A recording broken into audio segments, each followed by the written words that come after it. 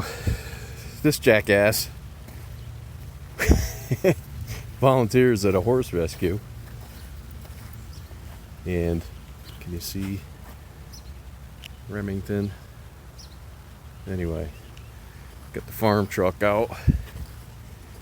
Their dumpster's rotted big time, so they asked if I would weld it.